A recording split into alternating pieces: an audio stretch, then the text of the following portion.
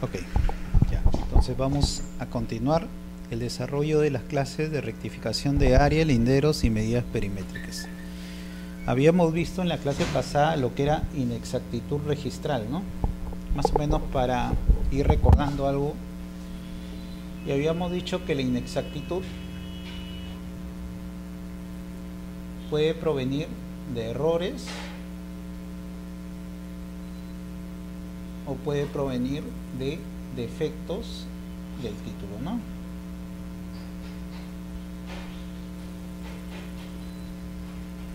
Entonces, en errores habíamos encontrado que hay errores materiales, que básicamente es cuando el registrador al momento de inscribir tiene equivocaciones, ¿no? Inscribe una palabra por otra, inscribe en un rubro diferente,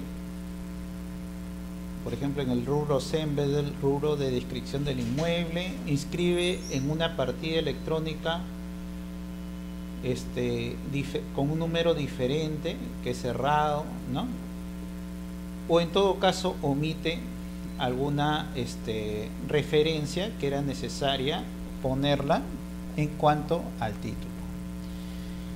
Estos errores habíamos dicho que pueden rectificarse de oficio o pueden ser a pedido de parte. No conllevan que se solicite algún importe en cuanto el error proviene del mismo registro. En su caso, siempre hay que ver el título archivado porque supuestamente el error viene al momento de dar publicidad a este título. Y habíamos hablado de otro tipo de errores que eran los errores de concepto, que básicamente eran aquellos que no se encontraban referidos como errores materiales. La diferencia de estos errores de concepto era que no pueden ser de oficio, sino mediante la calificación de un título nuevo, ¿no? O a solicitud de parte. En este caso, en referencia, si no es el error que provenga del título, entonces sí se podría cobrar los derechos.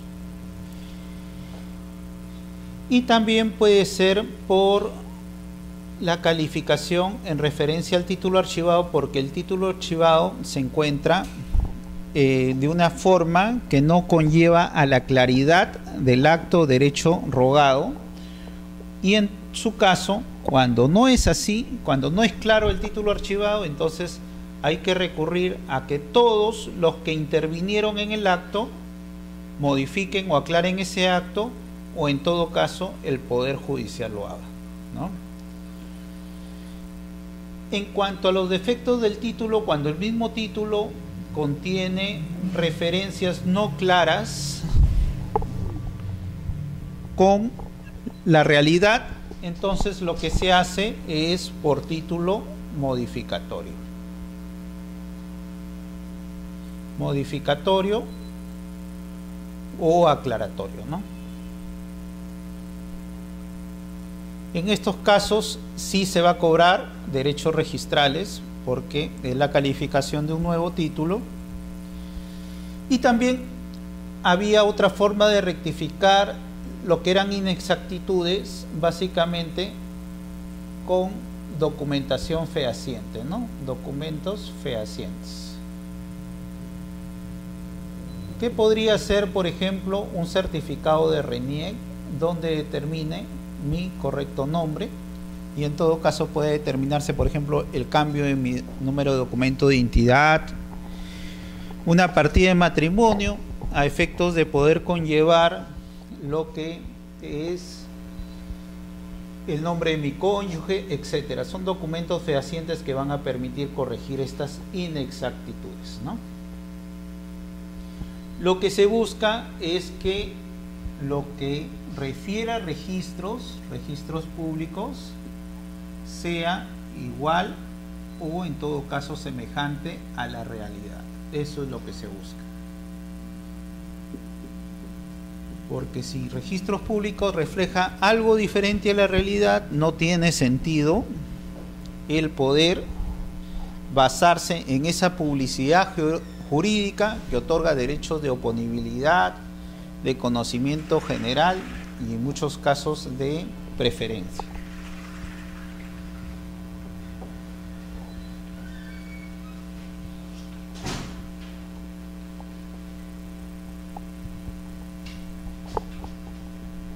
Cuando estuvimos en el módulo anterior viendo lo que es declaratoria de fábrica en mérito de la ley 27157, referimos que cuando había observaciones, ¿no?, por incumplimiento de parámetros,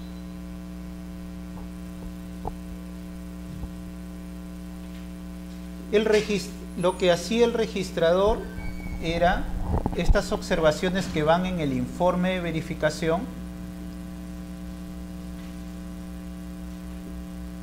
¿no? El registrador lo que hacía es lo inscribía como una carga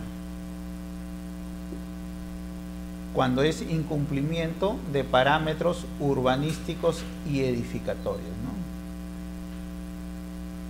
Por ejemplo, el certificado de parámetros me permite construir solo 2 pisos, pero la edificación tiene 3 pisos. Entonces lo que se inscribía como carga es el incumplimiento, ¿no?, de los parámetros en cuanto a la altura. La altura no es correcto con los parámetros. Y habíamos dicho que esto no impide que se inscriba como primer acto la declaratoria de fábrica de la regularización de edificaciones, pero como segundo acto se inscribirá estas observaciones como carga. Esto se inscribe en el rubro B, que es donde está la descripción del predio, y este se inscribe en el rubro D, que es donde están las cargas y gravámenes. Pero había otro supuesto por la cual el verificador hacía referencia, supongamos, no por el incumplimiento de parámetros, sino por referencias en cuanto al área del terreno.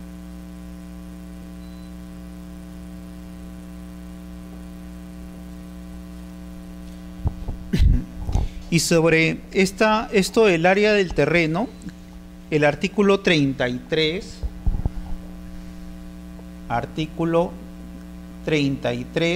del Decreto Supremo 035-2006 Vivienda, que es el reglamento de la ley 27157, ¿no?, hace referencia que también cuando hay discrepancias de áreas en referencia al área real con lo que publicite registros,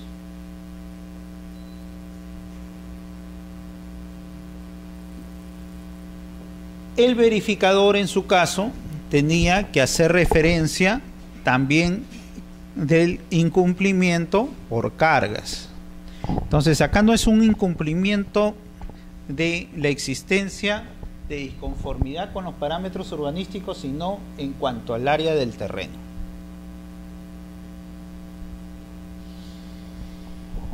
Y este artículo 33 habla de 2 supuestos. El primer supuesto es cuando el área real del terreno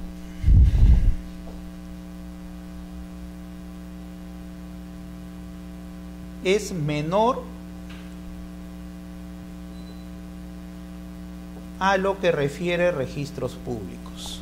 Entonces, cuando el área real del terreno, el área real, ¿no?, por ejemplo, es 95 metros y en registros públicos se publicita un área inscrita de 100 metros cuadrados, en ese supuesto no hay ningún problema, se inscribe la declaratoria de fábrica y se inscribe la carga. Pero ¿qué pasa cuando el área real es mayor?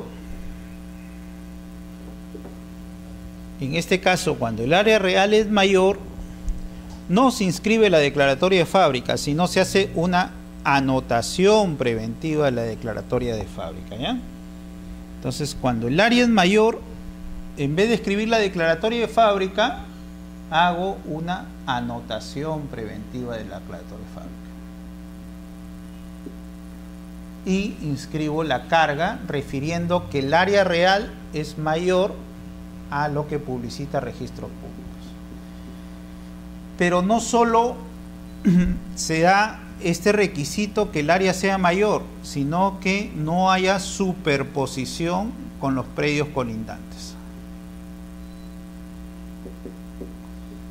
Porque si yo edifico en parte del terreno del vecino, voy a tener complicaciones en cuanto él me puede exigir la demolición o en todo caso la adjudicación por haber efectuado edificación en terreno de mi vecino colindante. Este tipo de cargas producidas cuando registros publicita un área mayor o un área menor al real está basado en lo que es área. Pero vamos a ver acá la problemática de este artículo 31, ¿no?, del Decreto Supremo 035/2006 vivienda.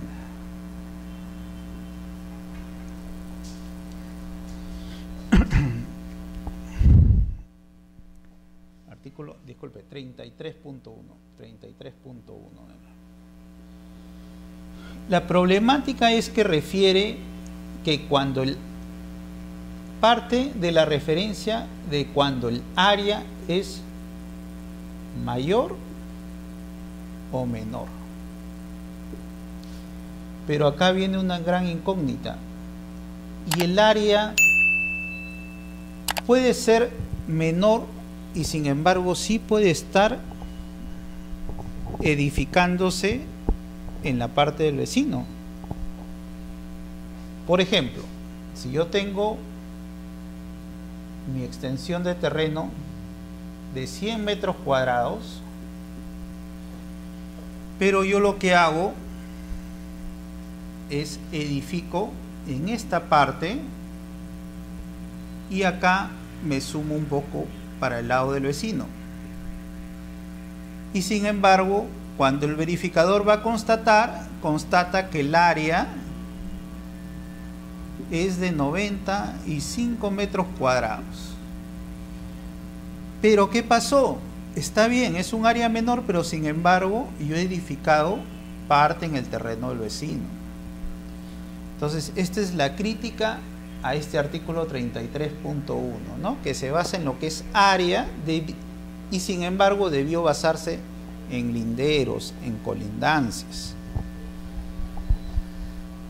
Lo que hace es, dice, si el área es menor, inscribe la declaratoria de fábrica más una carga.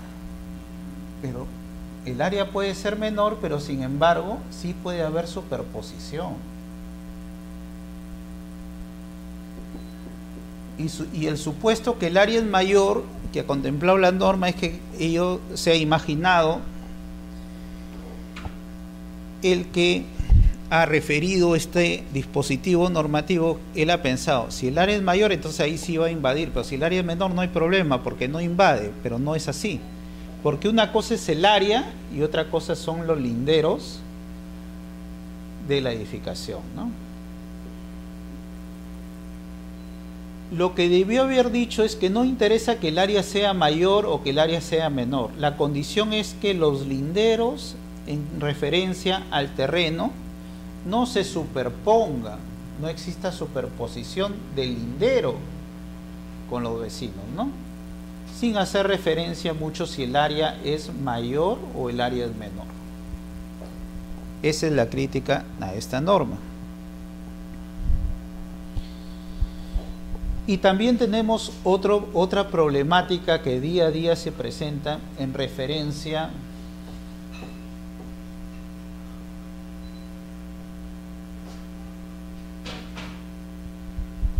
a que muchas veces se dice que el área es 100 metros cuadrados, ¿no? Y la gente edifica un poquito más al costado. ¿Y cuánto edifica? Supongamos 101 metros cuadrados, que hace referencia porque edifica un poco. ¿Y qué hacen referencia? Que acá hay tolerancia catastral.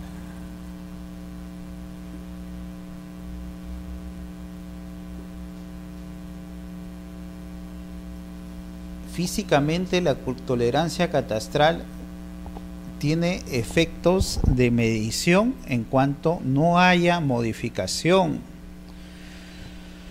sobre terrenos del vecino, porque si hay modificación sobre el terreno del vecino, ya estamos hablando que el registro se convierte en un creador de conflictos de intereses, ¿no? Entre A con B.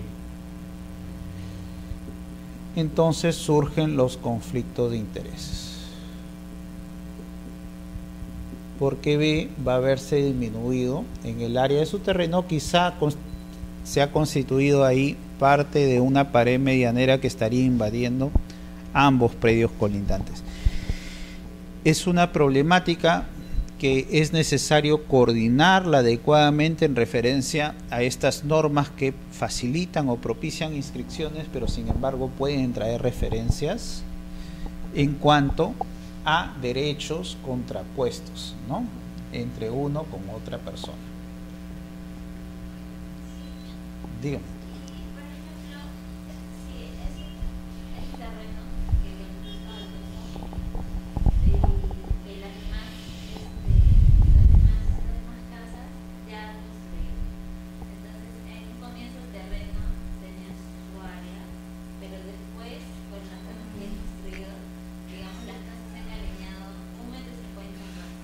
Ah, el alineamiento de fachada, han salido un poco más.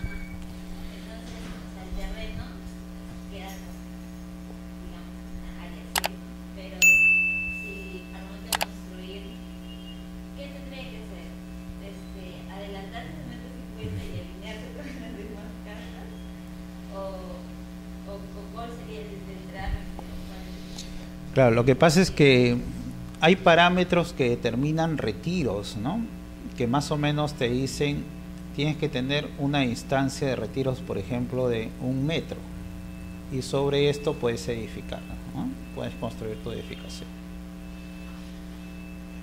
Sobre esto construyes tu casa, sobre este retiro de 1 metro lineal. Pero acá viene el alineamiento de fachada, ¿no? Que supuestamente el alineamiento de fachada va a mitad de la pista en referencia a la edificación, que debe haber, supongamos, 10 metros. Lo que ha pasado con esta ley de regularización de edificaciones, la 27157, es que suscita una gran interrogante. Y dice, esta ley 27157 en su reglamento, que es el decreto supremo 035 2006 vivienda, hace referencia a la creación de lo que es el certificado de parámetros urbanísticos.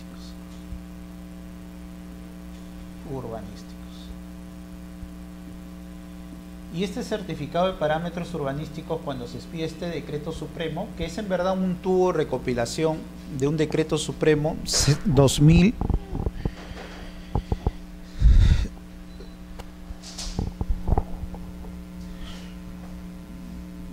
que es una recopilación de un decreto supremo 008-2000 MTC, con todas sus modificatorias,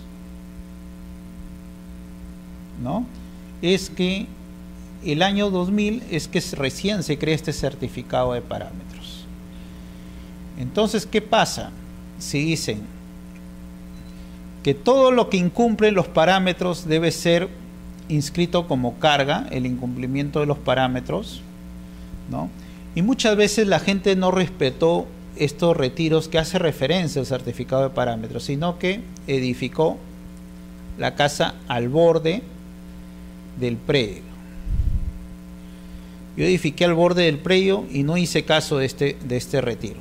Entonces, comúnmente el verificador tendría que hacer referencia, acá hay un incumplimiento de los parámetros por el certificado, pero hay que ver cuándo se edificó esta casa. Por ejemplo, si la casa se edificó en 1970, donde no había exigencia del retiro,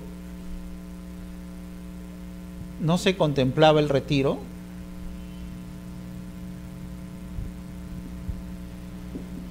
en consecuencia no era necesario poner carga, porque estamos hablando de una ley de regularización. Y la ley de regularización es de aquella edificación que en el año 70 sí cumplía los parámetros. Sí cumplía los parámetros. Ahora, hasta ahí ya las municipalidades, cuando encuentran estos tipos de edificaciones que no han contemplado los retiros en toda una manzana, lo que hacen es simplemente dicen que consolidan la referencia al retiro y con un certificado, ¿no?, a efectos de que la municipalidad ha consolidado esto por toda la manzana, ya no te exige en la actualidad, cuando construyes, al vecino que le falta edificar el retiro correspondiente, pero el retiro correspondiente. Lo que no te permite la norma, ni la ley de regularización, ni el decreto supremo, es que tú invadas zona pública. Esto de acá, que es donde está la vereda, ¿no? Esto de acá no puede ser invadido. Eso no te permite la norma. ¿Por qué no te permite? Porque el artículo 954, como hemos visto, del Código Civil, te dice la propiedad se extiende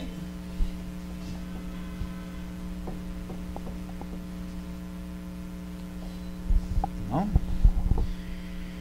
El artículo 954 dice la propiedad predial se extiende al suelo y sobresuelo dentro del plano vertical del parámetro superficial. Entonces, si mi terreno es así,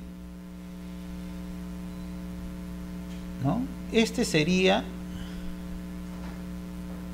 la parte superficial que es de mi propiedad, esto de acá.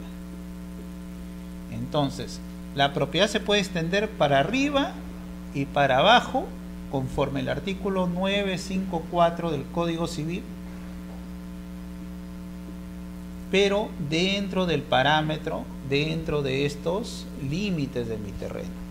Yo no puedo irme al terreno del vecino, ni puedo irme al terreno del fondo, ni al del frente, porque esto es vía pública. Y como es vía pública, su uso es público. Y en todo caso, hay límites en referencia a la propiedad que están atentando ahí contra el bien jurídico, o sea, contra todos nosotros. Y no se podría extender eso. Entonces, si la casa edificada en sí invadió la vía pública, invadió lo que era supuestamente la vereda para poder transitar, esta parte no puede ser regularizada. Esto no podría ser regularizado, ¿no? Ni menos podría consolidarse. ¿Por qué? Porque no es que estamos hablando ahí de incumplimiento de parámetros, sino de ahí estamos hablando de que se está aprovechando bienes públicos. que los bienes públicos, conforme a la Constitución, son inalienables, imprescriptibles, ¿eh? Y no se podría dar ese supuesto. Uh-huh.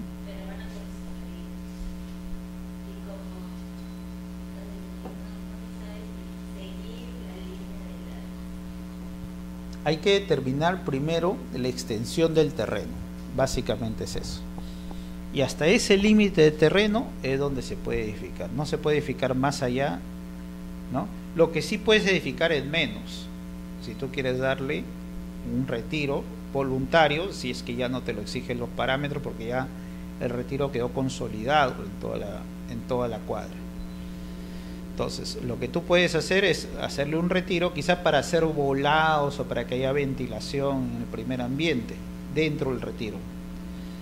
La vereda a 1,50 comienza el límite del terreno, pero todas las casas están alineadas a la vereda.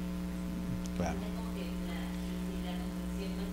Por eso, ahí lo que hay que hacer es ver en registros cómo se encuentra, qué extensión tiene el área y qué extensión tienen las colindancias. Por eso es importante determinar.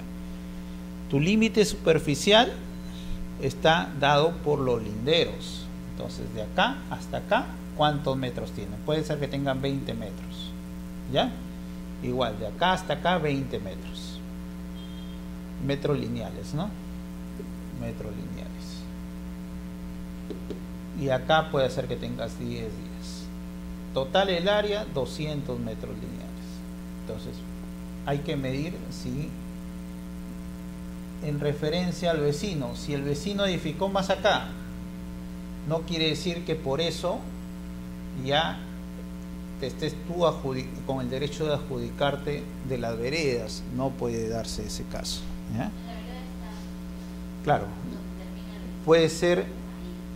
Lo que pasa es que puede hacer que conforme los parámetros de aquel entonces se decía, donde termina la vereda, acá tendría que haber un retiro.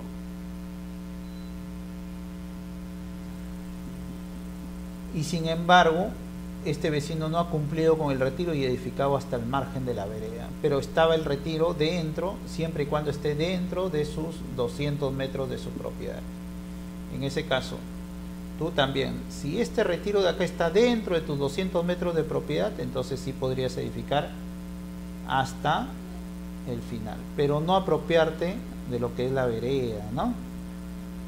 Eso no. Hay gente que incluso se apropia de esto hasta de la calzada porque está en un ambiente irregular y ha construido hasta el segundo piso y no tiene cómo subir porque lo ha construido todo, ni siquiera tiene áreas libres. Entonces, ¿qué hacen? Cogen esto de acá y construyen escaleras.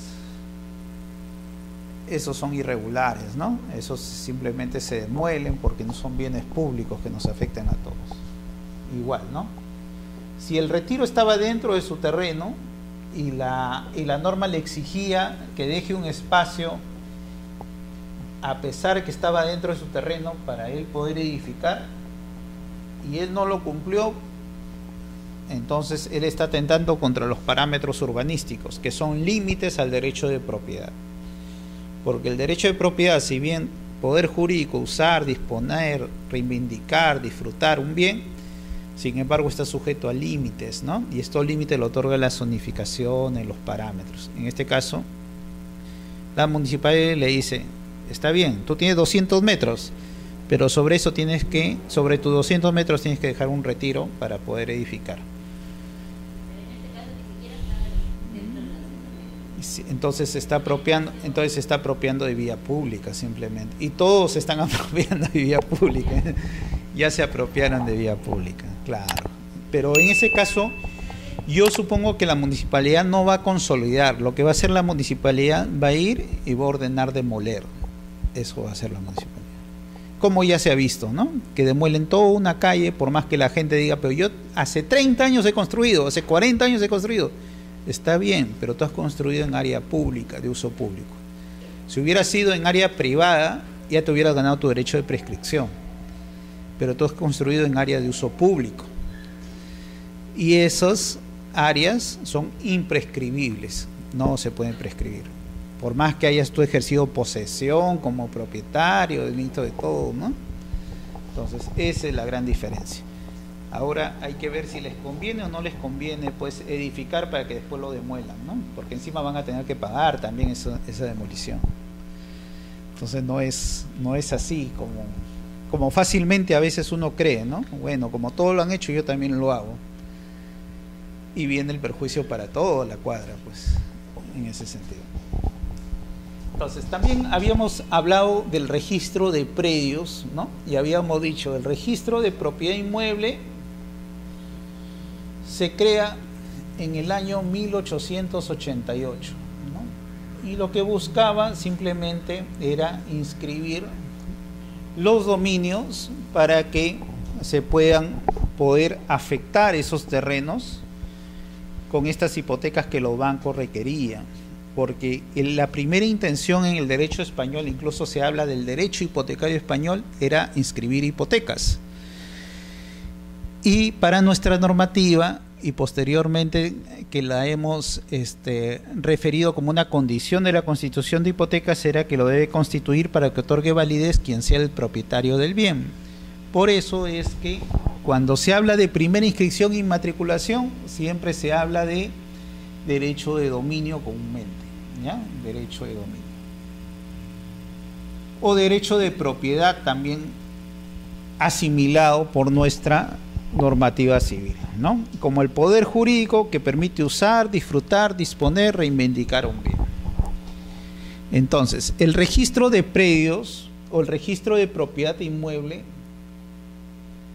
ha sufrido variaciones y dentro de ellos, de estas variaciones, se consolida actualmente el registro de propiedad inmueble como uno de los registros que forma el registro de predios. En la actualidad. ¿Por qué uno de los registros? Porque también existe dentro del registro de propiedad inmueble, también tenemos el registro de concesiones. De concesiones no mineras, sino de servicios públicos. Y tenemos el registro de predios rurales.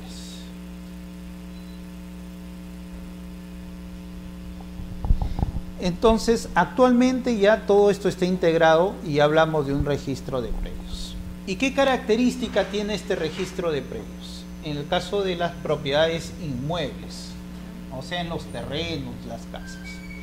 Primero, que su organización es en referencia al bien. ¿Qué quiere decir? Al terreno, ¿no? O la casa.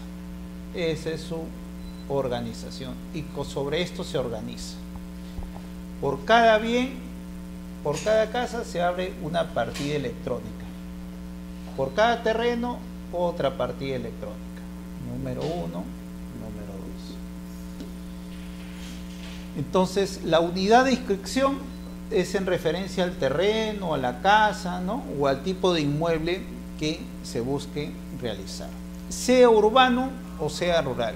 Y cuando hablamos de urbano es cuando el bien está habilitado para poder vivir, ¿no? Cuenta con servicios básicos, agua, luz, teléfono, transporte. Se haya declarado la habilitación urbana y con eso la autoridad municipal haya concedido ese derecho de predio urbano. O rústico cuando se usa para efectos de la crianza de animales o en todo caso el cultivo, ¿no? Sea rural o eriazo. Se rige por el sistema de folio real, que significa que se organiza en base al bien, el terreno o la casa. Folio real, por eso se dice. ¿Y qué es folio? Folio es una hoja, ¿no? O sea que se apertura una hoja donde se inscribe el terreno. Se rige por la técnica de inscripción a diferencia de la transcripción. Eso también lo hemos visto en la clase pasada y habíamos visto, si a mí me presentan una escritura pública de compra-venta, En esta escritura pública van a estar, como toda escritura pública, dividido en 3 partes, ¿no? En la introducción, el cuerpo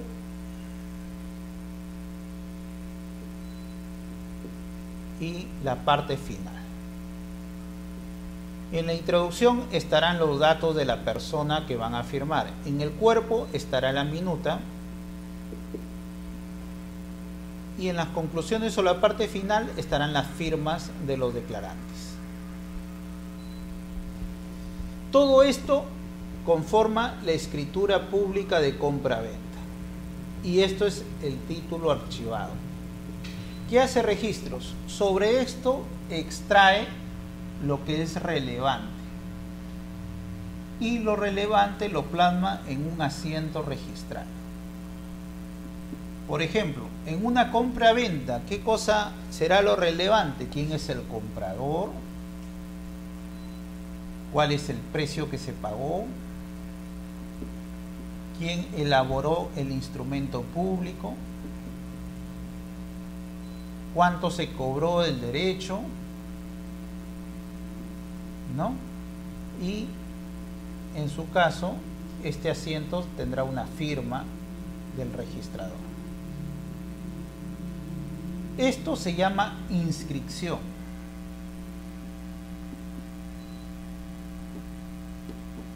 Que es lo relevante, los abogados llamamos a todo acuerdo entre privados que sea legal, lo llamamos negocio jurídico, o el Código Civil también lo llama acto jurídico. En este caso, en la escritura pública de compra-venta, de todos los componentes que pueden ser 10 o 20 hojas, nosotros extraemos solo un asiento que son unas cuantas líneas, unas 3, 4 líneas, donde extraemos y damos publicidad a lo que es necesario conocer. Comúnmente se inscriben actos de naturaleza real, o sea que tienen que ver con el predio, y opcionalmente, o en todo caso por excepción, de naturalezas obligacionales, como puede ser un arrendamiento, pactos entre las personas, etc., ¿no? Lo inscrito está protegido por principio de legitimación y oponibilidad, y los terceros pueden conocer en mérito a la publicidad el contenido de lo mismo. ¿Qué cosa es legitimación?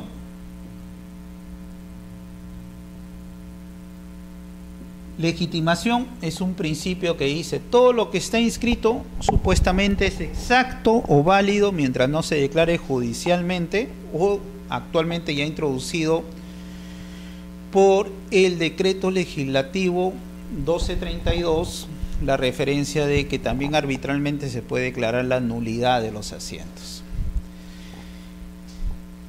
En cuanto a la oponibilidad, te dice que aquello que está inscrito tiene derecho de oponibilidad con lo que no está inscrito, pero esto estamos hablando en cuanto se habla de derechos, ¿no? Porque ya hemos visto que en cuanto se habla de si hay una fábrica y en la realidad no existe, pues el hecho que en registro figure que existe una fábrica, una construcción, no tiene mucha relevancia. Entonces, esto más o menos es lo que sintetiza nuestros registros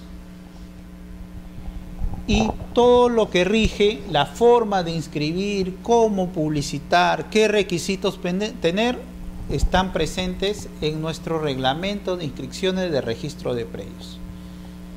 La resolución 097-2013 es SUNAR, ¿no?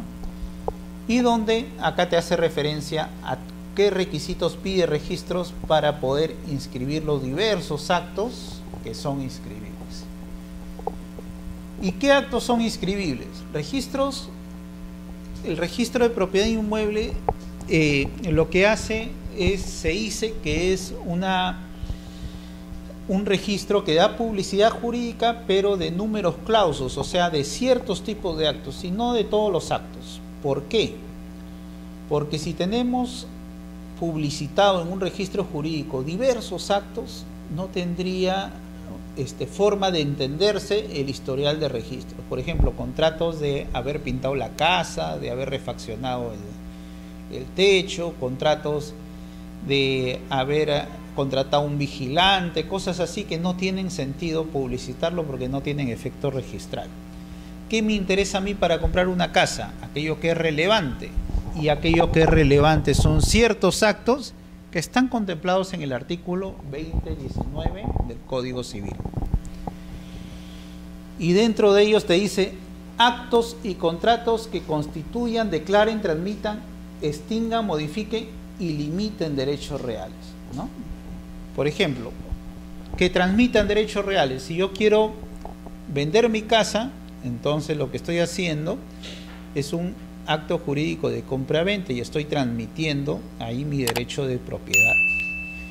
Que dicho sea paso, para el caso de Perú, la transferencia de propiedad no es necesariamente hay que inscribirlo en registros, porque nuestro Código Civil determina que la transferencia es obligacional, la sola obligación de enajenar hacia el acreedor propietario de él. Pero en todo caso, registros, entonces, ¿qué contribuye? Contribuyen que da legitimación, oponibilidad a aquello que está registrado y conocimiento a todas las personas que quieren saber quién es el propietario. Tenemos contratos preparatorios como el contrato de opción, que es una oferta a contratar supeditada a que la otra persona otorgue la conformidad en cierto plazo. Los pactos de reserva de propiedad. ¿Qué quiere decir? Quiere decir que yo me reservo el derecho de propiedad mientras no me termines de pagar el precio. Cuando me pagues el precio, recién te transfiero mi derecho de propiedad. Contrato de retroventa, que las partes pueden convenir en cuanto retrotraer el derecho de propiedad. El cumplimiento de condiciones de los efectos de los contratos registrados, restricciones, contrato de arrendamiento, embargos y otros. Entonces vemos que es un número cerrado, porque hasta el número 9 nomás es lo que se puede inscribir en registros públicos. En su caso, la rectificación de áreas, linderos y medidas perimétricas podrían estar contemplados en el primer acto, porque ahí se está limitando el derecho de propiedad, ¿no?, que estaba expandido quizá en un área que no correspondía al bien. Registros para publicitar estos actos inscritos se vale lo que son las partidas registrales, que en su tiempo se inscribían en tomos originalmente.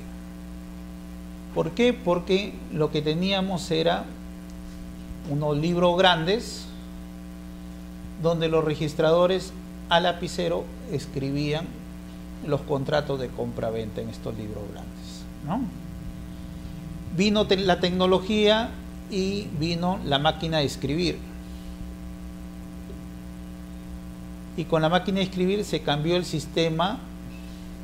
En vez de tener tomos, que eran tomos inmensos, que tenía, por ejemplo, foja 1, foja 2, etcétera, vino y se hizo lo que eran los ficheros, tipo el derecho francés. Ficheros. Y con estos ficheros se crean los rubros. Rubro A, antecedente registral. Rubro B, descripción del inmueble. Rubro C, dominio. Rubro D, lo que es cargas y gravámenes. Rubro E, cancelaciones. Y rubro F, que antes era registro personal, pero ahora es, ya que existe un registro personal muy aparte, ahora contempla todas las inscripciones que no pueden ser inscritas acá. La máquina de escribir. Y después ya con la computadora, actualmente ya tenemos lo que son las partidas electrónicas,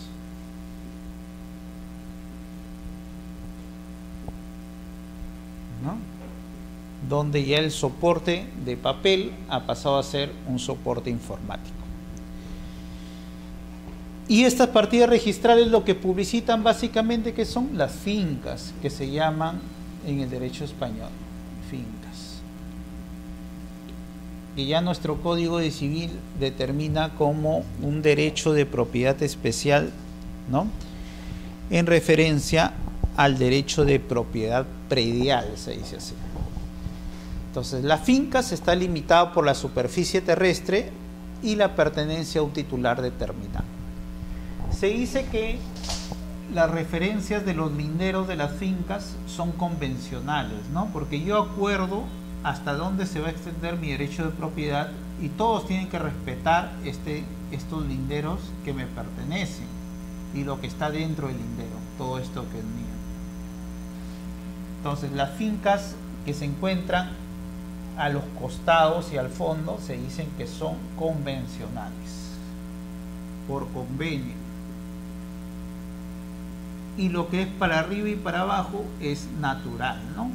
Porque simplemente es mi derecho a poder edificar para arriba o para abajo en referencia a la finca.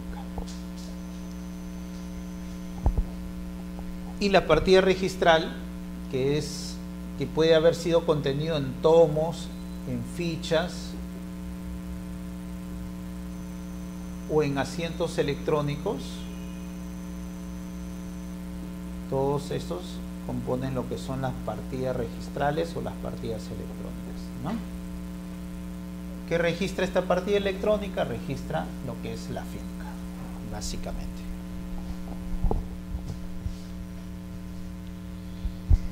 Dentro de estas inscripciones de las partidas electrónicas se encuentran lo que son los asientos. Asiento 1, 1A, 1B, 2B, 3B, 1C, 2C, 3C, ¿no? Cada uno en referencia a un rubro diferente. Y estos asientos de inscripción, donde el 2019 me normaba solo ciertos actos a inscribir, me dicen que estos asientos de inscripción mínimo deben tener ciertos requisitos. Primero, naturaleza y la extensión y alcance del acto de derecho que se inscribe, ¿no? Dentro de ellos, por ejemplo, si mi predio es rústico o es un predio urbano. La extensión en cuanto al área del predio, ¿no? El acto de derecho que se inscribe, ¿no? Yo estoy inmatriculando el bien, o sea, la primera inscripción de dominio, y estoy atribuyéndolo a una persona. Si hay condiciones, plazos, precios, todo eso el reglamento hace referencia a que es necesario publicitar para una adecuada lectura por parte de personas interesadas. Ahora, habíamos hablado, 1888 se inscribía en tomos y lo que se pedía era inmatricular lo que eran fincas. Pero en cuanto a la extensión y los márgenes de las fincas, no había un sistema gráfico adecuado. ¿Por qué? Porque siempre los abogados nos había interesado inscribir derechos. Por eso se dice que la inmatriculación es el primero derecho de dominio. Y el derecho estaba quizá bien determinado, pero después surge la problemática cuando evoluciona nuestro sistema registral y acogemos unas referencias de otros sistemas registrales donde había un convenio entre el registro jurídico, que es el registro público de derechos, con el objeto físico, que era el catastro, la base gráfica del bien.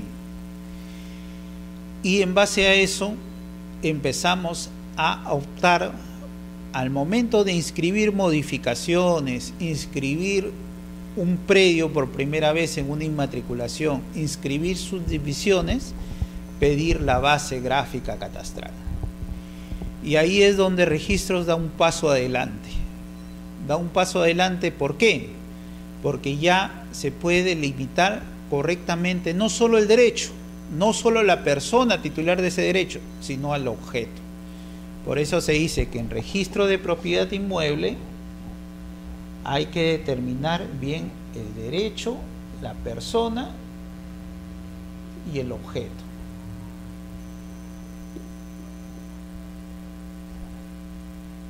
Para esto el registro jurídico, ¿no?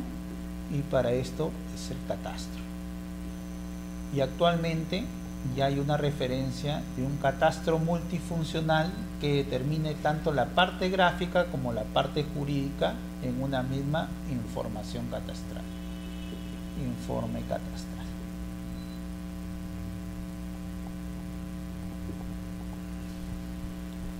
Entonces, catastro es un registro gráfico de los predios, ¿no? y sus propósitos pueden trascender más allá del nivel registral, pueden trascender a referencias económicas,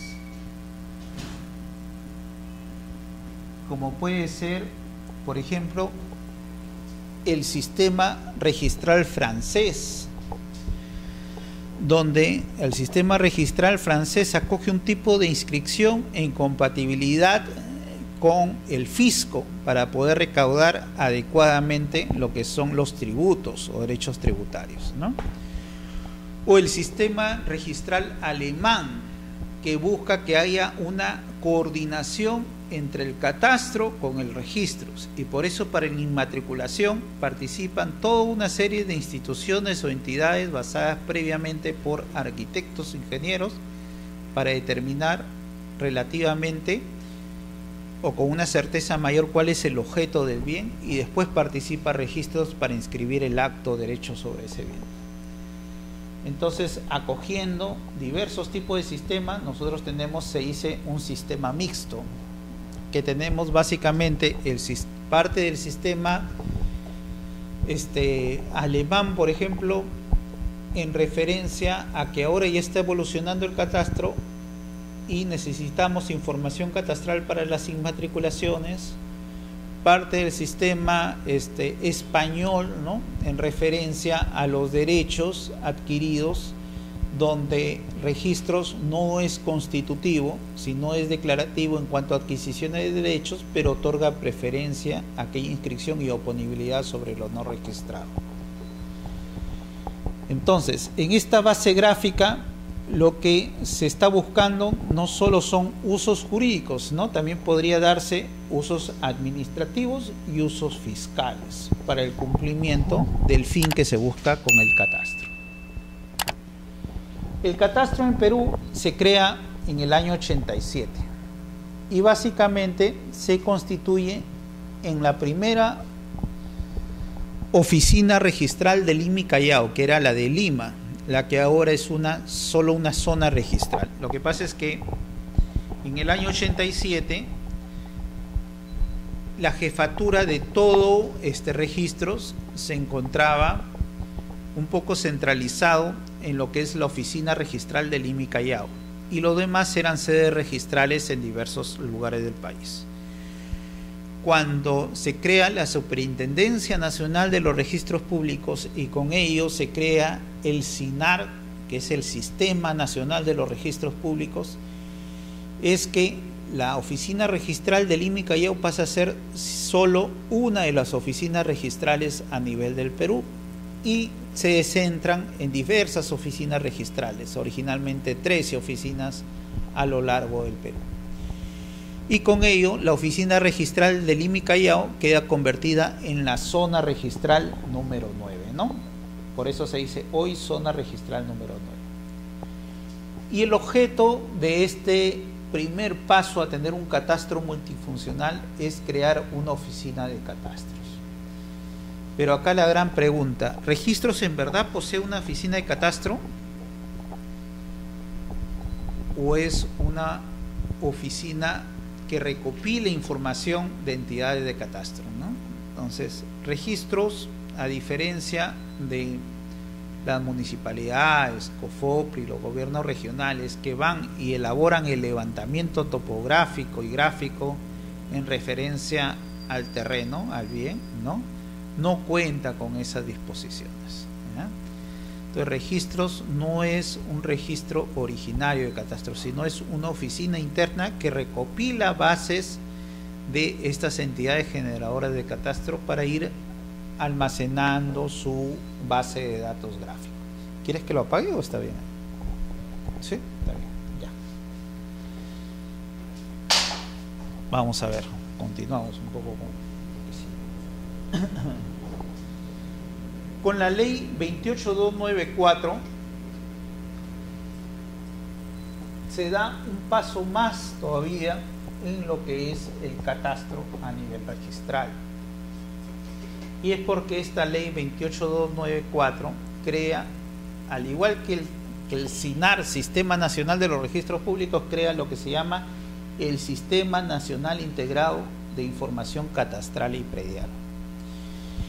Y lo que pasa es que las entidades generadoras de catastro, como las municipalidades, algunas tenían posibilidades de ir incrementando su base catastral en referencia a que recopilaban sobre los ciudadanos dentro de su jurisdicción y tenían una base económica para ir alimentando estos tipos de información.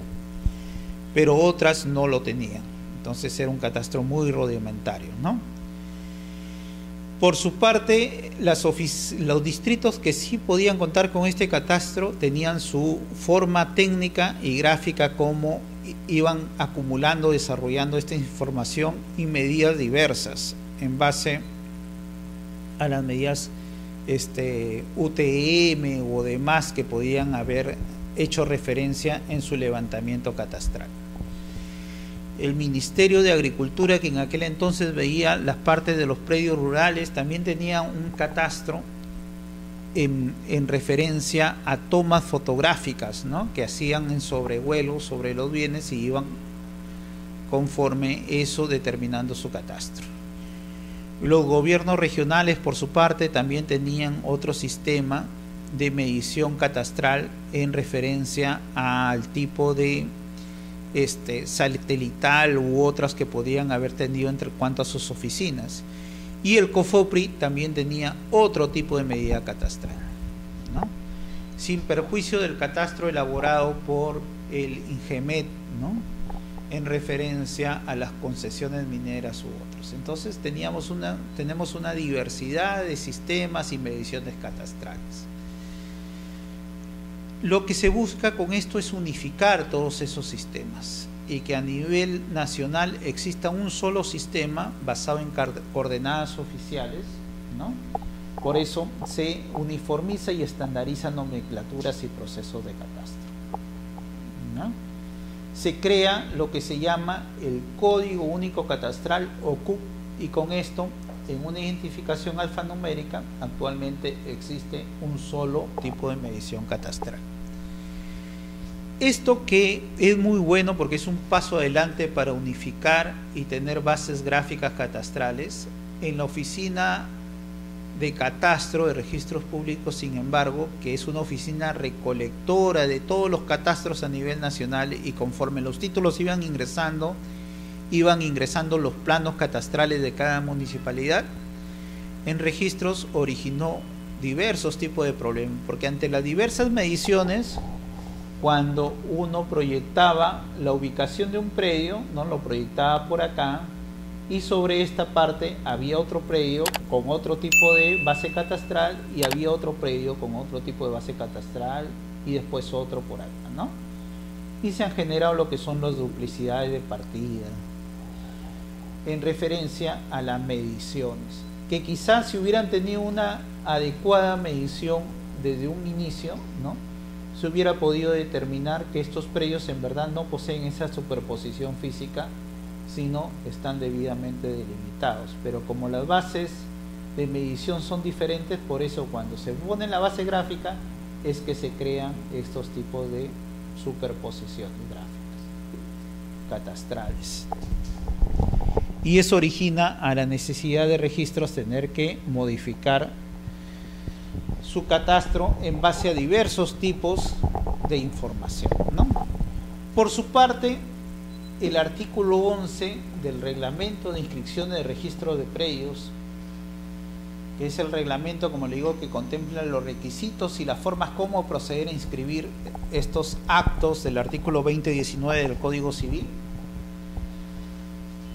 estipula que cuando exista alguna modificación física del predio es necesario el informe técnico del área de catastro. Y como acá estamos hablando de rectificación de área, linderos y medidas perimétricas, estamos hablando de modificaciones físicas del predio en referencia a la información que va a brindar registros. Pero no está supeditado solo a eso, porque puede haber una modificación sin necesidad de rectificación. ¿Y cómo podría darse? Cuando yo subdivido un predio, por ejemplo, ¿no? Tengo un predio de 100 metros y lo subdivido en 50 y 50 metros. Entonces, esto es una subdivisión. Cuando yo acumulo, hago lo contrario, esto lo sumo y lo acumulo a 100 metros, ¿no? O cuando yo elaboro mi reglamento interno, elaboro mi inmatriculación, etc. En todo eso implica una modificación física del predio. Por su parte, como habíamos dicho, el catastro, el año 97, se crea en la oficina de Lima. No se abastecía el catastro de Lima para contemplar diversos tipos de informes catastrales necesarios, de todos tipos de modificaciones conforme norma el reglamento de inscripciones. Y lo que se hace es un estudio técnico en base a las posibilidades de registros para poder brindar esta información catastral. Y por eso se crea directivas.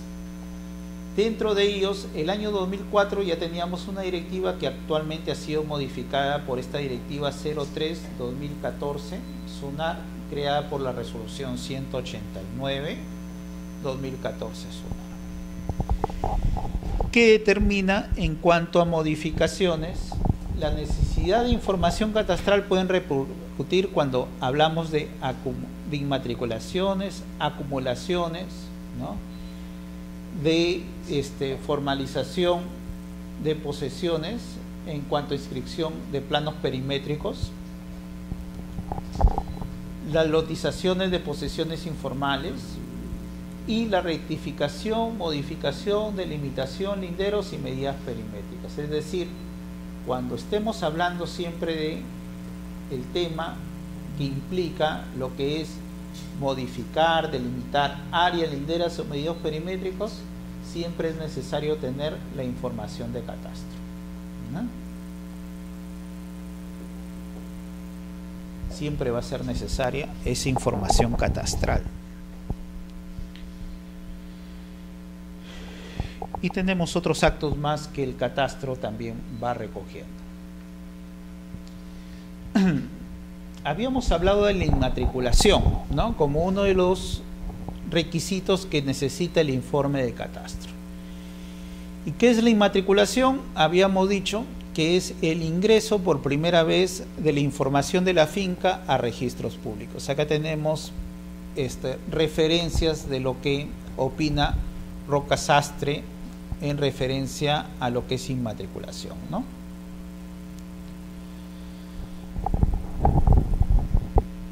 Incluso da una interpretación extensiva también cuando se habla de agrupación, segregación o subdivisión como inmatriculación.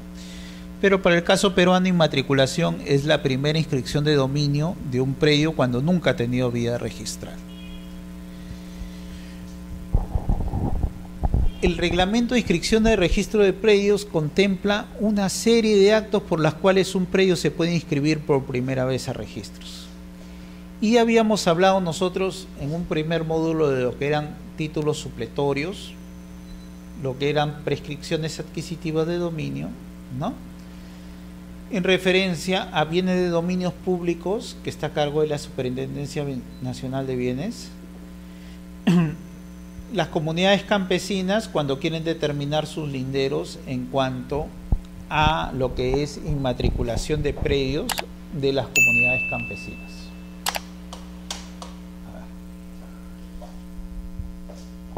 Los remates, etcétera, ¿no? Diversos actos que posibilitan que primera vez se inscriba un predio en registros públicos. Hay una excepción a esta regla general, como toda norma del derecho siempre tiene excepciones, ¿no?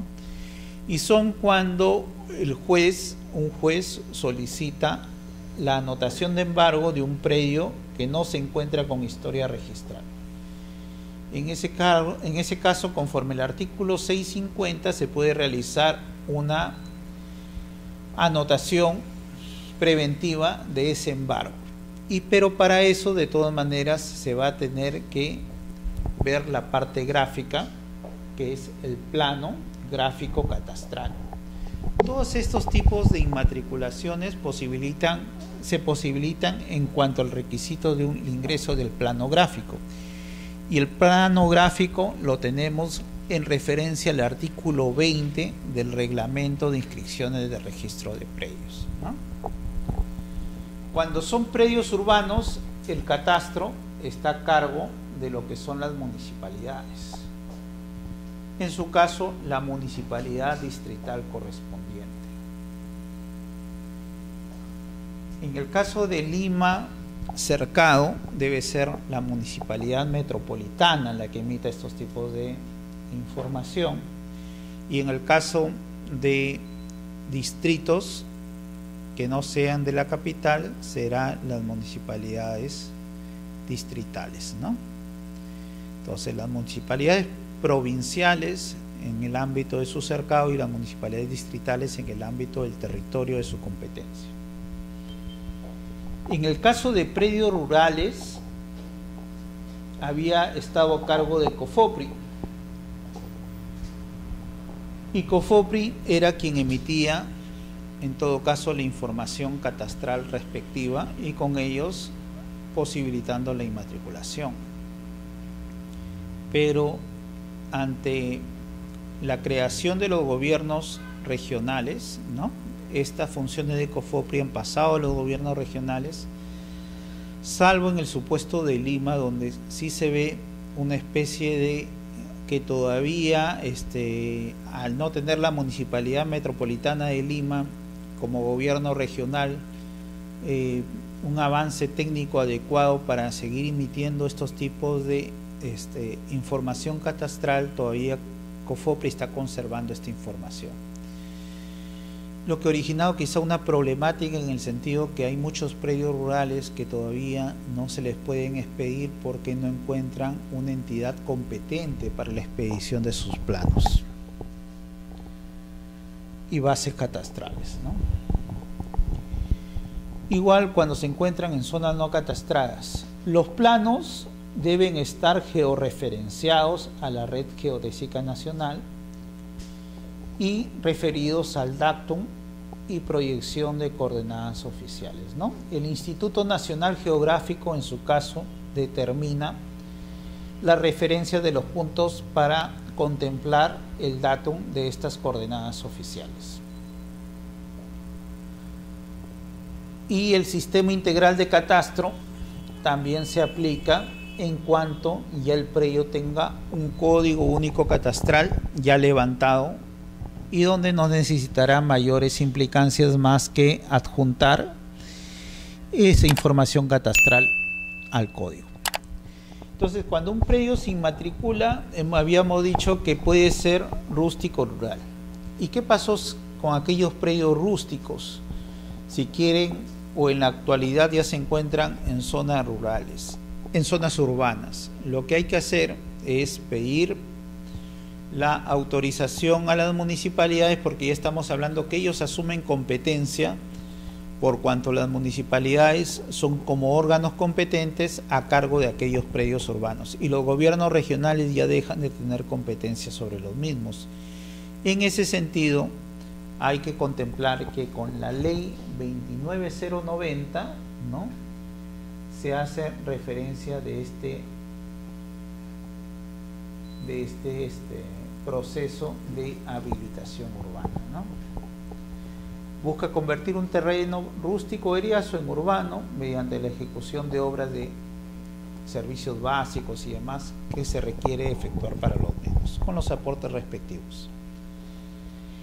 La independización, habíamos dicho que es otro tipo de modificación de los predios y se da en abrir más de una partida registral por unidades inmobiliarias resultantes, ¿no?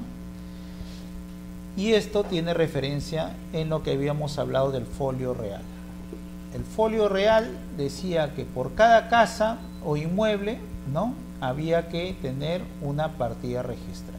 Bueno, lo que pasa es que yo tengo mi terreno, un inmueble de 200 metros y quiero separarlo en 100 metros cuadrados cada uno. ¿Por qué? Porque tengo intención de vender uno y yo conservar el otro. Y por eso me es más rentable venderlo para poder edificar. En este caso se produce lo que es la independización.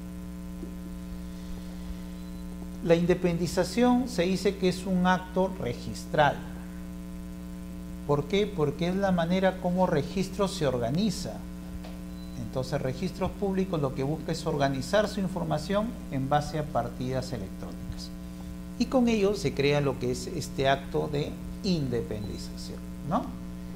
De una sola partida electrónica, ahora se crean dos partidas electrónicas diferentes. Porque tenemos dos casas de 100 metros cuadrados ahora, cada una.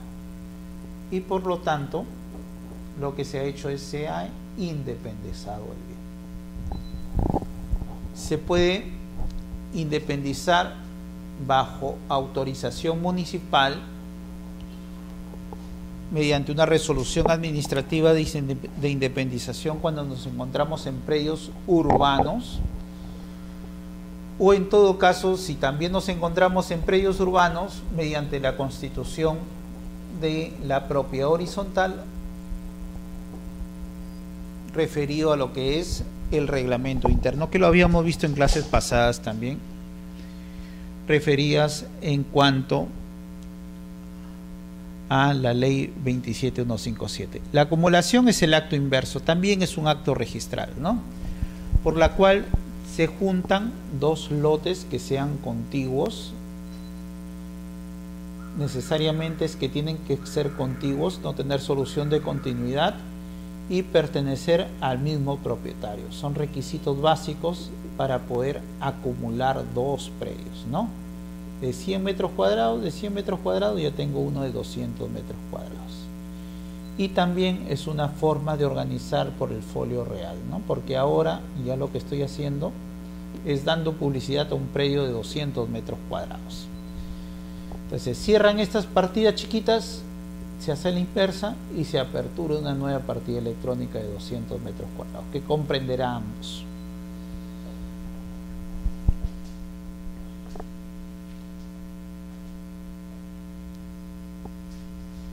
Como hemos dicho, acá se necesita que exista el mismo propietario. La única problemática es cuando uno de estos predios se encuentra afectados con, por ejemplo, una hipoteca y la otra con un embargo y otra hipoteca. Cuando se realice esta acumulación se va a tener que tener la participación de los acreedores y en su caso mediante una escritura pública que determine el derecho de preferencia, ¿no? Para primero por ejemplo, primero dar publicidad a la hipoteca 1, después al 2, después al 3, ¿no? La hipoteca 1, el embargo el 2 y el resto el 3. Y todo mediante una escritura pública de los acreedores. O en todo caso, el juez o el órgano jurisdiccional o administrativo en referencia a aquellas medidas cautelares. El reglamento interno, ya habíamos visto los dos tipos de reglamento interno y cómo esto propicia lo que es la modificación de la edificación. Entonces, ya contemplado qué cosas son predios, hasta dónde se extiende mi derecho de propiedad, qué tipos de actos pueden conllevar a que exista errores de áreas, linderos, medidas perimétricas, y en referencia a qué cosa es área y qué es la diferencia de medidas perimétricas, vamos a regresar a nuestro tema problemático, ¿no? 1888 no se exigía reglamentos, no se exigía base gráfica, ahora ya es exigente, y no solo eso, sino un sistema integrado de catastro. Y esto se crea lo que es la superposición o duplicidad de partidas, ¿no? Por cada predio supuestamente hay una partida electrónica. Esta partida electrónica A tiene 100 metros cuadrados. Y por la base gráfica me doy con la sorpresa que la partida electrónica B tiene también 100 metros cuadrados, pero existe un área superpuesta entre las dos partidas. Esto se llama lo que es superposición y da origen a una duplicidad de partidas parcial. Puede haber duplicidad de partidas parciales o totales, también se ha dado. En cuanto a las independizaciones, estos son para las inmatriculaciones, lo que ha pasado en las inmatriculaciones.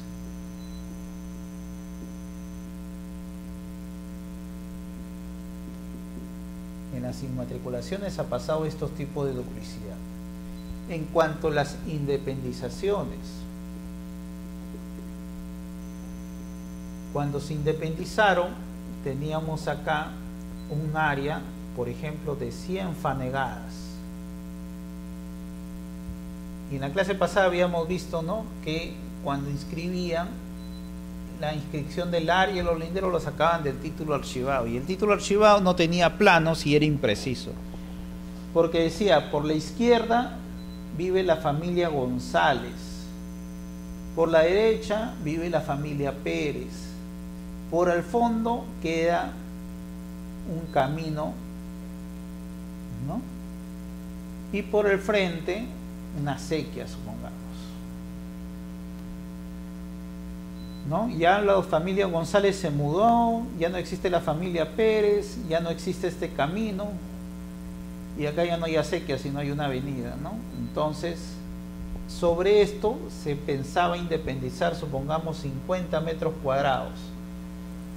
Y ahora, ¿qué área quedará después de 100 fanegadas menos 50 metros cuadrados? ¿Qué linderos tendrán? ¿Cuáles serán las colindancias? Y este es el problema que se ha creado en referencia a las áreas remanentes, ¿no? Discrepancias entre la realidad registral y irregistral, hablamos de inexactitud. Los altos índices de predios sin base gráfica oficial, porque no era exigible en aquel entonces lo que era la base gráfica. Y la inexistencia de inscripción de predios en las partidas y los títulos archivados. Todo esto está originando estas problemáticas que la hemos explicado cuando son independizaciones, también se dan en acumulaciones y en inmatriculaciones. Las soluciones, los procedimientos de rectificación. Hoy día vamos a centrarnos, ya he explicado estos temas, en lo que es básicamente la vía judicial. Artículo 504 del Código Procesal Civil. Y es que el juez, al tener función jurisdiccional, puede no solo resolver conflictos de intereses, sino dentro de ellos incertidumbres jurídicas. Cuando no hay referencia en cuanto a una supuesta superposición o derecho de otras personas afectadas, hablamos que la función es solo incertidumbres. Pero cuando hablamos de referencia que hay unos derechos de una persona con el vecino que no pueden deslindar correctamente lo que son las áreas, entonces ahí sí se crean conflictos. En la vía judicial se dice que estos procesos de rectificación de áreas, linderos y medidas perimétricas se tramitan mediante un proceso contencioso denominado proceso abreviado, ¿no? Y al igual que todavía los jueces conservan las funciones de poder ver lo que eran los títulos supletorios, las prescripciones adquisitivas de dominio, también pueden ver lo que son rectificación de área, linderos y medidas perimétricas. Pero el Código Procesal Civil lo lleva como que fuera un proceso contencioso, en el sentido que puede originarse personas afectadas en referencia a estas rectificaciones de áreas, ¿no? Porque si yo al final el juez me va a atribuir mayor derecho sobre la propiedad de mi vecino colindante, ya se estaría creando un conflicto de intereses y con ello pues una referencia de que acá haya un proceso contencioso. Por su parte, la ley 27157, que regulaba lo que era regularización de edificaciones, fue modificado en cuanto a lo que es la posibilidad de poder efectuar el saneamiento de titulación por la ley 27333. Lo particular es que esta ley no solo hace modificaciones al supuesto normativo de la ley 27157 en cuanto a saneamiento de titulación para poder declarar edificaciones, porque introduce la posibilidad de sanear titulaciones en lo que son terrenos. Entonces ya no es requisito necesario para iniciar un proceso de prescripción adquisitiva de dominio la necesidad de declarar una edificación, no, porque ahora basta hacer simplemente el proceso de prescripción adquisitiva de dominio vía notarial sobre terrenos. Lo que sí introduce en forma más drástica es la creación del procedimiento de lo que es saneamiento de áreas y linderos en el artículo 13 de la ley 27333. Pero no especifica básicamente un procedimiento regular, sino se dice que puede seguirse el mismo procedimiento contemplado por el procedimiento de prescripción adquisitiva notarial. En ese sentido, tenemos que en la actualidad se sigue el mismo procedimiento que ya lo hemos explicado en lo que es prescripción adquisitiva de dominio a nivel notarial, también para realizar el saneamiento de área, linderos y medidas perimétricas. La particularidad es que la ley 27333,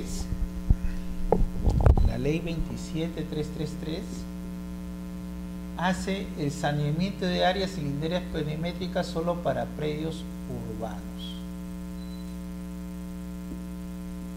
Sin embargo, el Código Procesal Civil te hace referencia que pueden ser para predios urbanos o rústicos.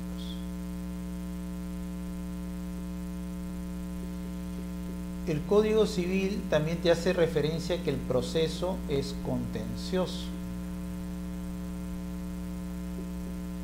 proceso abreviado. Sin embargo, la ley 27333 te dice que es un proceso no contencioso, similar a lo que es la prescripción adquisitiva de dominio notarial. Esa es la gran referencia, Entonces, cuando hablamos de saneamientos de predios urbanos, nosotros podemos ir por el proceso contencioso en vía abreviado ante el Poder Judicial, o podemos ir por procesos notarial no contencioso, si es predio urbano, por la vía notarial.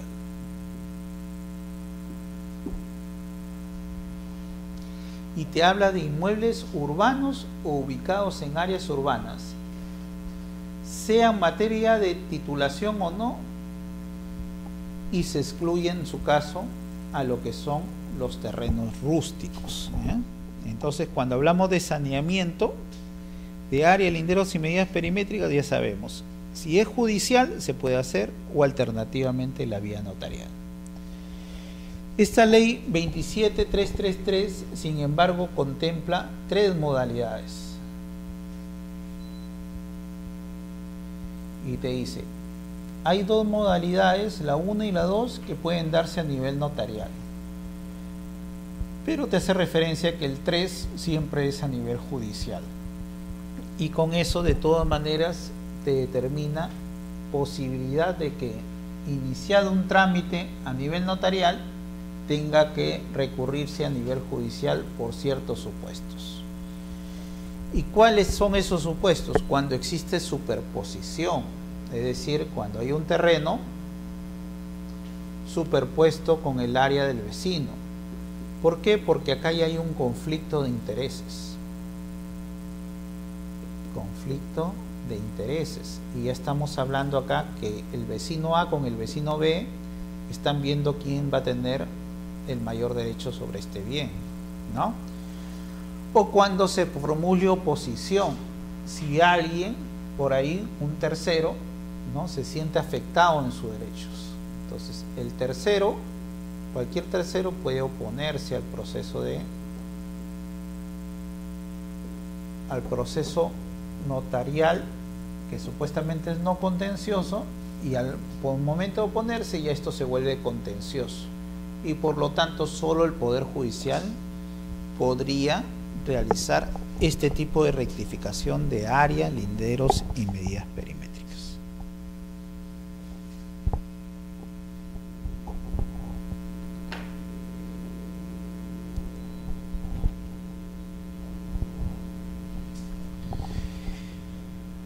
Este proceso notarial lo vamos a explicar más en detalle en la siguiente clase, porque ahorita estamos viendo solo el proceso judicial, El procedimiento judicial previsto en el artículo 504 y siguiente del Código Procesal Civil.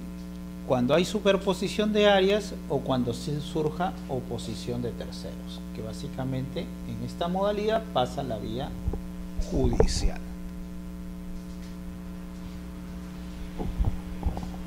En referencia al Poder Judicial, tenemos que la autoridad competente o el juez competente, en este caso, al tratarse de derechos civiles de la propiedad, será el juez civil o el juez de paz letrado en su caso, ¿no? Que son las primeras instancias donde uno puede recurrir en la vía judicial para ver lo que son la determinación de área, linderos y medidas perimétricas. Los jueces civiles o los jueces de paz letrados. Y la tramitación por el proceso abreviado. Lo puede tramitar tanto el propietario como el poseedor, ¿no? Por ejemplo, en los procesos de títulos supletorios, tenemos que en los títulos supletorios siempre va a ser el propietario que lo tramite, porque el título supletorio básicamente significa que yo le pido al juez, deme un título porque el mío se ha extraviado, se ha perdido, no lo tengo. En el título de prescripción adquisitiva de dominio lo tramita el poseedor, porque el poseedor va a decirle al juez, reconózcame como propietario porque yo ya por 10 años he llegado a obtener, 10 o 5 años de buena fe o de mala fe, he llegado a obtener ese derecho de propiedad. En la rectificación de áreas, linderos y medidas perimétricas, sin embargo, puede ser indistintamente el propietario o el poseedor quien inicie esta referencia de rectificación en la vía judicial.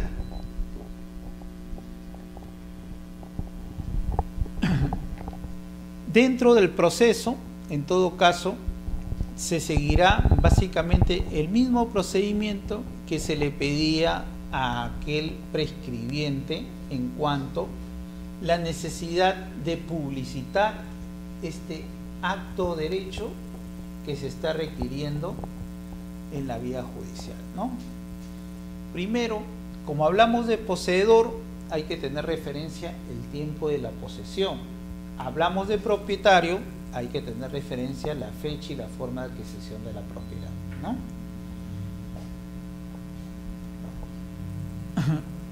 En referencia al bien, hay que referirlo correctamente y acompañar planos de ubicación y perimétrico, porque esto será lo que la autoridad municipal previamente evaluado para determinar la correspondencia a la realidad. Acá, en cuanto al derecho, quizá el juez sí pueda pronunciarse sobre la referencia, si amerita o no amerita la referencia de su extensión de su derecho de propiedad hacia esa área. Pero en cuanto a la parte técnica, la autoridad municipal, mediante un procedimiento administrativo, es la que va a realizar la avisación de los planos que van a dar origen a que el juez determine la parte gráfica de ese bien que se va a rectificar, ¿no? Y en su caso de posesionarios y propietarios, pues para acreditar un poco más el derecho, va a permitir los recibos de tributos donde se determinan las áreas que comprenden los predios que ellos están tributando. Cuando el predio esté inscrito en un registro, hay que acompañar la copia literal. ¿Qué cosa es la copia literal? Es una publicidad de la historia del registro, de la historia del inmueble en los registros públicos, ¿no? Es una publicidad que brinda el registrador público o el abogado certificador o el certificador de cuál es la historia del inmueble desde que se inmatriculó, o sea, desde que se inscribió por primera vez. Por eso, estas copias literales tienen que ser en referencia de los últimos 10 años o 5 años si son inmuebles rústicos. ¿Y por qué 10 y 5 años? Básicamente contemplando un poco la posibilidad de la prescripción, prescripción, en referencia a su derecho haya sido consolidado.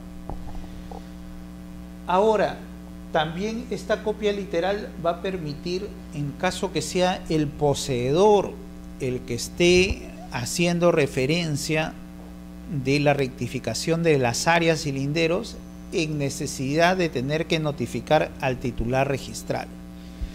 Porque el titular registral puede hacer que sea otra persona y se vea afectado por la rectificación de su área que el poseedor está haciendo sobre su predio. Por eso es necesario siempre el consentimiento de los titulares registrales. En el proceso judicial, por lo menos haber sido emplazado o notificado para su derecho de defensa o de oposición en referencia a esta rectificación sobre su bien.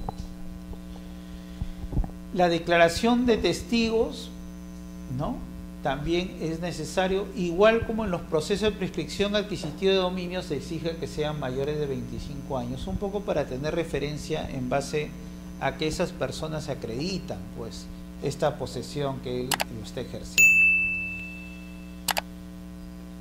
Y en cuanto a su deslinde, también será necesario que el juez se apersone al bien para determinar en referencia a lo físico del predio si se está cumpliendo o no con lo que él solicita sea modificado, ¿no?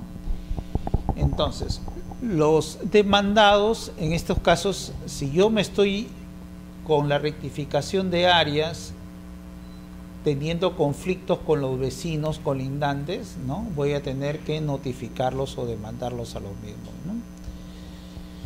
Y también colindantes, y si soy posesionario con el titular registral del predio, tendría que notificar a las tres personas, ¿no? Cuando no haya referencia de la ubicación de estos titulares registrales o de la dirección de los colindantes, o estos se apersonen ya muy tarde al proceso, se tendrá necesario que notificar a lo que es el Ministerio Público para que ellos se pronuncien en referencia a la sentencia, ¿no? También cuando no hay apersonamiento del tercero y no solo se produce la rebeldía, quizá por desconocimiento del domicilio del titular registral actual o de los colindantes, también dentro del proceso hay la factibilidad del nombramiento de curadores procesales en defensa de los derechos de esa persona, ¿no? Sin perjuicio que en la rebeldía pues se tenga que dictaminar de todas maneras el Ministerio Público sobre la procedencia de esta rectificación.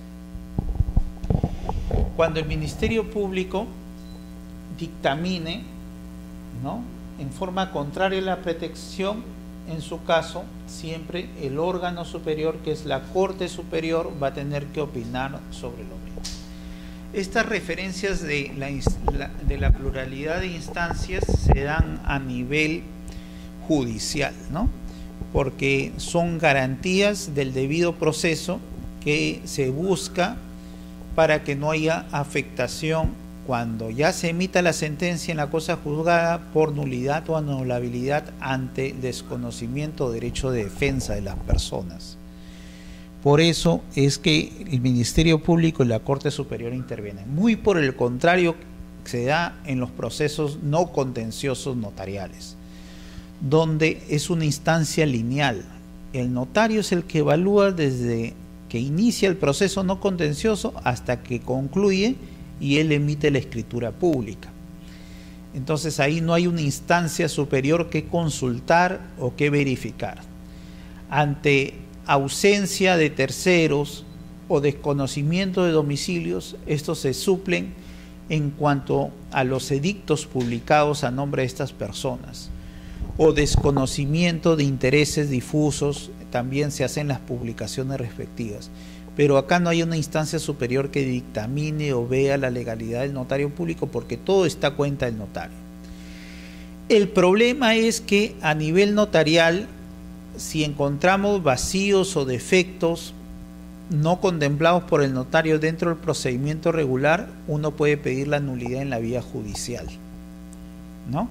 Sin embargo, en la vía judicial, cuando ya acreditó la cosa juzgada y ya quedó consolidado el derecho y dentro del proceso no ha habido oposición y se ha declarado esta consentida ejecutoriada, ya no puede ser llevado nuevamente bajo ese proceso, salvo que se determine por ahí un fraude procesal, ¿no? Respectivo. ¿Qué pide registros públicos en el caso de estos procedimientos de rectificación de áreas a nivel judicial? Va a pedir la copia certificada de la resolución que declara constituye el derecho, en este caso la rectificación de área, más el oficio del juez competente, ¿no? En este caso, si se llevó en primera instancia ante el juez de paz letrado o ante el juez civil respectivamente. La necesidad es que esta declaración efectuada por el juez sea consentida o ejecutoriada. ¿Qué significa consentida? Es cuando en primera instancia no ha habido derecho de oposición en cuanto a la resolución del juez. Entonces, ante no haber contradicción en cuanto a la resolución del juez, se declara esta consentida. Y con eso concluye el proceso. Si en una primera instancia hubiera una apelación, esto pasaría a la Corte Superior. Y en ese caso, la Corte Superior, si llega a determinar, al igual que el juez, la procedencia de la rectificación de área, linderos y medidas perimétricas, va a quedar ejecutoriada el acto, ¿no? Y esa es la diferencia entre consentida y ejecutoriada, y es uno de los requisitos necesarios para que se inscriban los mandatos judiciales. Por eso las inscripciones dispuestas por mandato judicial se efectuarán si la resolución que contiene el derecho ha adquirido la calidad de cosa juzgada, o sea, consentida o ejecutoriada la misma. En la calificación registral de estos partes judiciales, tenemos que el registrador, cuando se traten de resoluciones judiciales, no puede ir a lo que se llama calificar el fondo del asunto o la legalidad de los documentos dentro del proceso, porque ya el juez lo ha evaluado. Y esto tiene sentido en cuanto el juez tiene el papel de la libre valoración de las pruebas. Entonces, en los procesos judiciales no hay pruebas tasadas. Entonces, el juez puede determinar que una prueba para él es convincente y por lo tanto declarar la procedencia de la demanda en ese sentido, ¿no?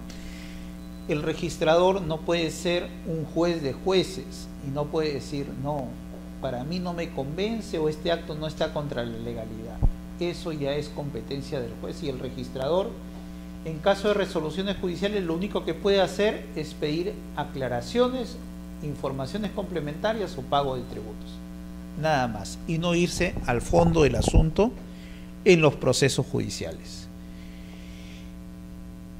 Por parte, el Tribunal Registral ha establecido el año 2013, dice que las resoluciones judiciales solo que dan origen a inscripciones definitivas requieren haber quedado consentidas o ejecutoriadas, ¿no?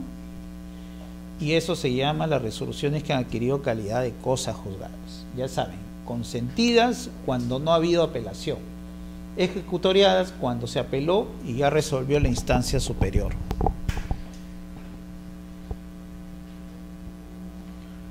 Y tenemos un precedente de observancia obligatoria también del año 2003 en cuanto se solicita información adicional, pero el juez advierte en cuanto a la respuesta, reiterando su mandato de inscripción.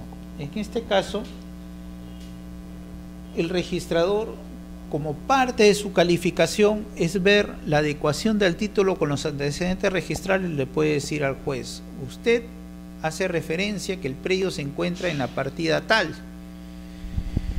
pero registros o catastro determina que no solo la partida tal, sino tiene superposición con otra partida. El juez ya tomó conocimiento de esa información registral, pero como la incorporó él al proceso, ya hizo la incorporación al proceso, él puede simplemente reiterar, ¿no?, el mandato de inscripción.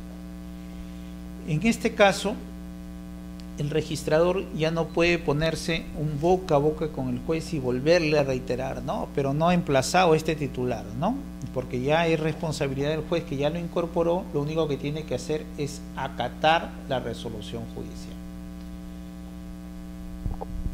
a efectos de inscribir el acto rogado en sí. Entonces, son límites también en cuanto a las instancias administrativas. No pueden ser fiscalizadores en cuanto a las instancias judiciales por la referencia de la libre valorización de la prueba, y en todo caso porque el único que puede resolver conflicto de intereses es el juez a nivel judicial, y no un registrador puede parcializarse a favor del demandante o del demandado en un proceso. ¿Alguna consulta hasta ahí? Todo bien. Entonces hemos culminado nuestra segunda clase y ya vamos a ver los procedimientos notariales en la siguiente clase de rectificación.